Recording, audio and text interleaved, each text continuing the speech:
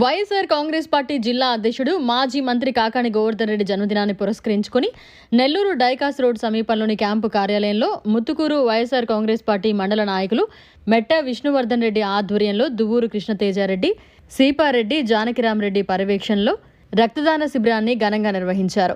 విజయవంతం చేసిన ప్రతి ఒక్కరికి కృతజ్ఞతలు తెలియజేస్తున్నట్లు Nova blood bank Mopuru Bhaskar Naidu తెలియజేశారు.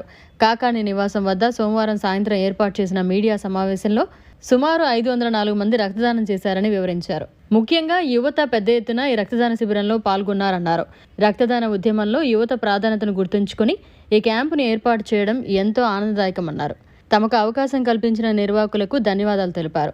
ఈ సమావేశంలో దూడల సుధీర్, బావిశెట్టి వెంకటకిషోర్ తదితరులు పాల్గొన్నారు.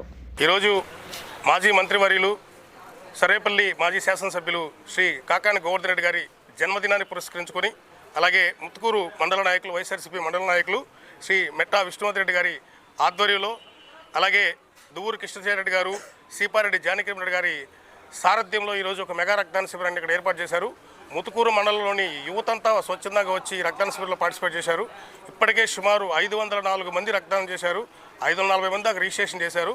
కొన్ని ఆరోగ్య సమస్యల వల్ల, కారణాల వల్ల 504 మంది దిగ్విజయంగా రక్తదాన శిబిరాన్ని ఏర్పాటు చేసి పూర్తి చేశారు. వారందరికీ కూడా మేము కృతజ్ఞతలు తెలియజేసుకుంటున్నాము. అలాగే ఈరోజు జన్మదినాన్ని జరుపుకుంటున్నటువంటి మా ప్రీతమ నాయకులు కాకాని గోవర్ధన్ అన్న గారికి ప్రత్యేకించి ధన్యవాదాలు తెలియజేసుకుంటూ, అలాగే ఆయనకు పుట్టినరోజు శుభాకాంక్షలు కూడా తెలియజేసుకుంటున్నాము.